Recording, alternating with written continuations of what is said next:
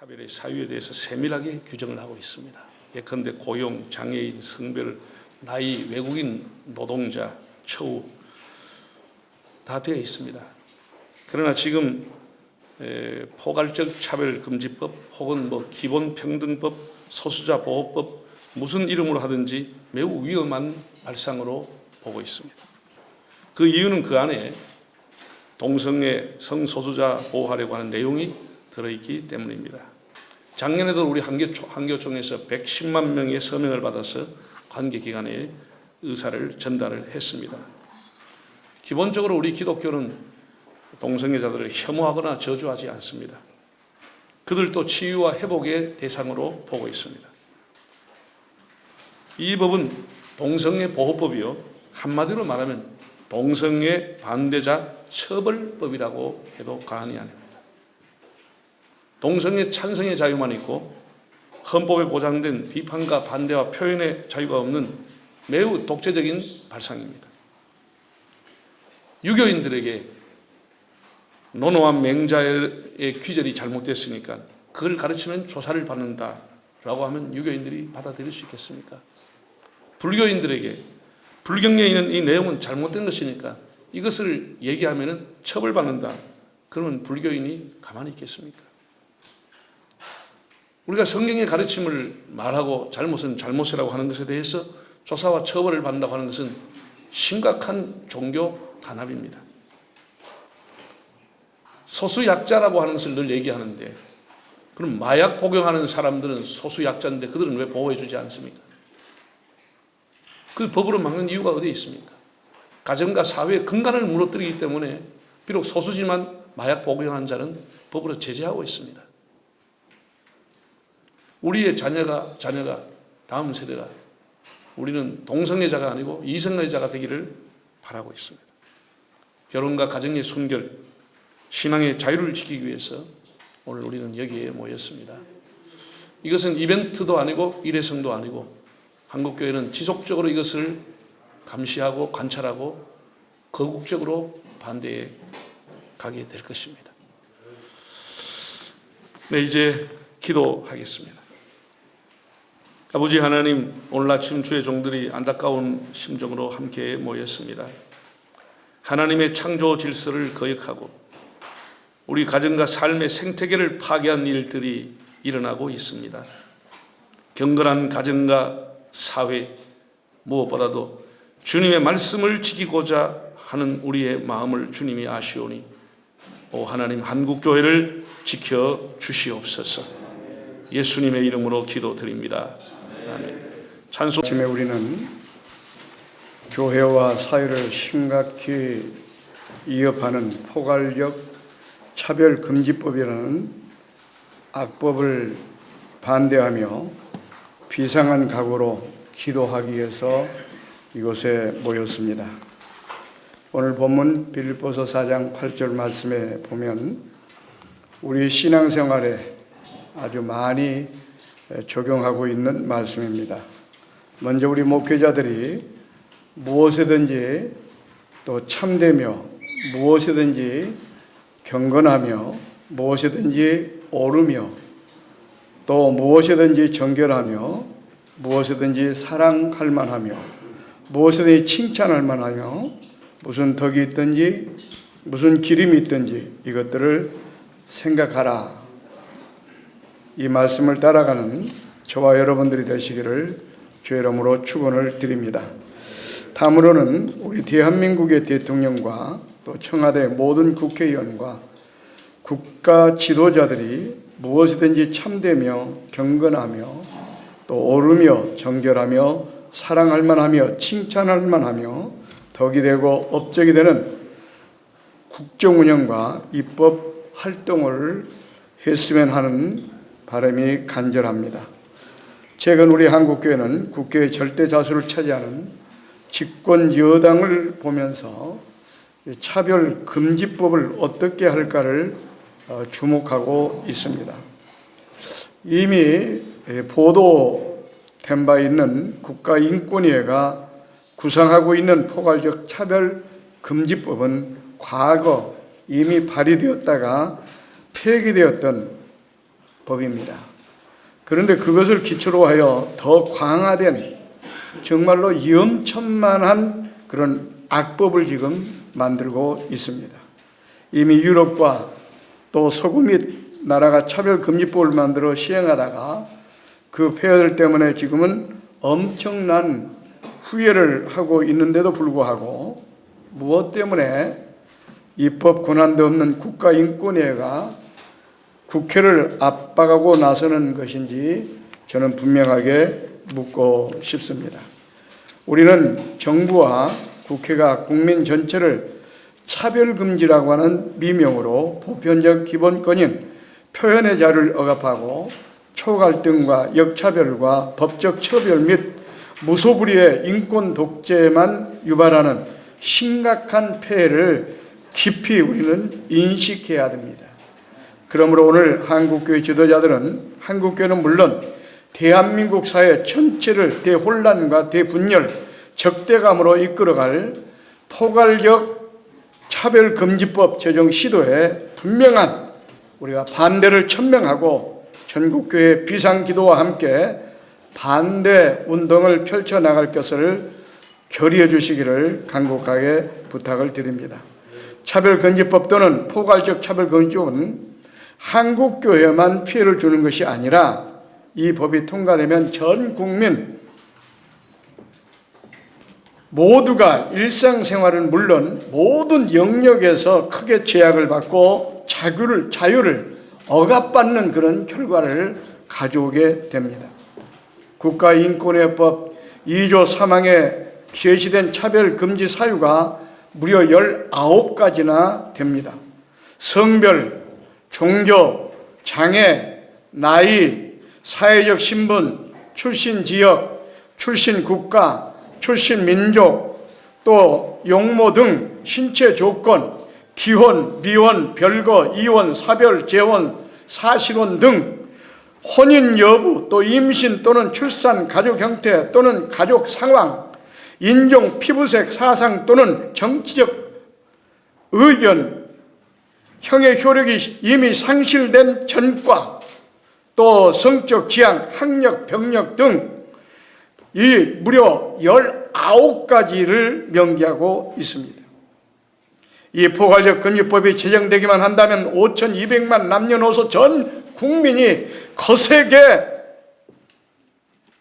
살 수 없는 차별금지법이 아닐 수가 없습니다. 모든 국민들이 차별금지법이라는 이 법을 내세워 언행심사 일거일투족 모든 삶의 전반에 있어서 적용을 받게 될 것입니다. 그렇게 되면 서로 감시하게 되고 또 이를 위반하면 특별 권한을 행사하여 심판하고 형사처벌과 손해보상을 가할 수밖에 없습니다. 만약 이런 괴물 같은 악법이 국회에서 통과된다고 한다면 대한민국, 자유대한민국은 종교와 사상의 자유는 물론이고 마음의 생각을 주장할 수 없는 폐쇄 국가가 될 것이 뻔합니다. 제가 분석하고 연구하고 이해하는 포괄적 차별금지법안의 위험성은 특정 종교나 동성애 찬반의 문제로만 접근해서는 안 된다는 것을 느꼈습니다. 우리가 반대 논거로 냉정하게 지적해야 될 핵심 문제는 다음과 같습니다.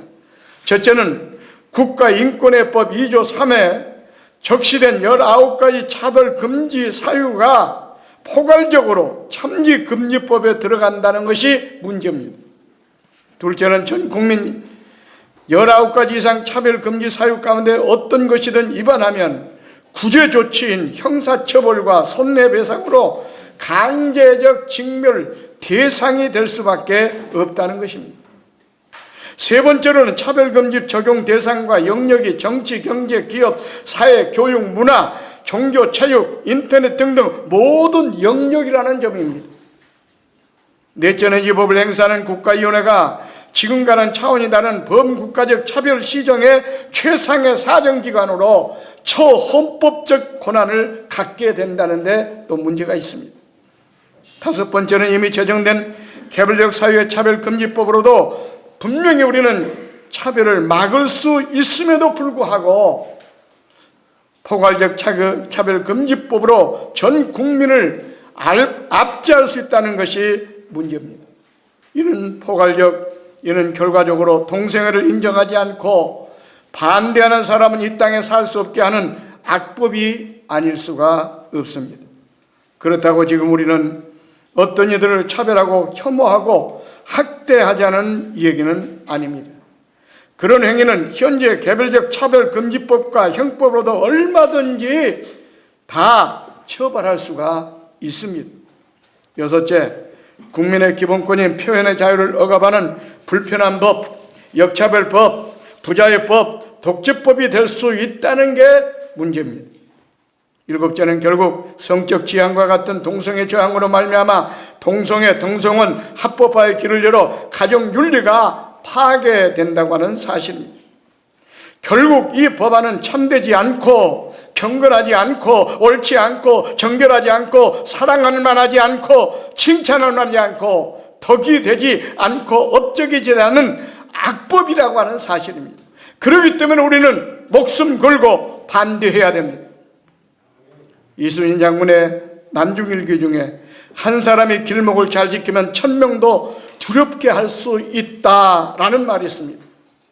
제가 그 한 사람이 되고 여기 모인 우리 한국교회 지도자들이 그 한 사람이 된다면 포괄적 차별금지법은 분명히 막아낼 수 있습니다.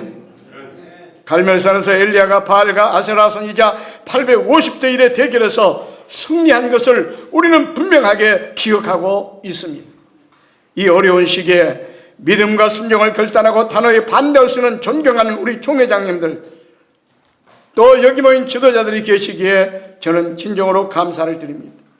너무 풍요로운 은혜의 시대에 우리는 목회해 왔습니다. 우리가 이제 확실히 하나님을 향한 신앙을 고백할 수 있는 기회라고 생각이 됩니다. 우리 서로 손을 잡고 함께 갑시다. 불평하지 말고 하나님께 감사하며 능력을 구하고 순종하며 결단하고 나아갑시다. 그러면 하나님의 권능의 손이 우리와 함께 하셔서 당신의 뜻을 이루실 줄로 믿습니다. 끝으로 다니엘서 9장 18절로 19절 말씀을 읽고 마치겠습니다. 나의 하나님이여 귀를 기울여 들으시며 눈을 떠서 우리의 황폐한 상황과 주의 이름으로 일컫는 성을 보시옵소서. 우리가 주 앞에 간과 없는 것은 우리의 공의를 의지하여 하는 것이 아니요 주의 큰 긍휼을 의지함이니이다. 주여 들으소서.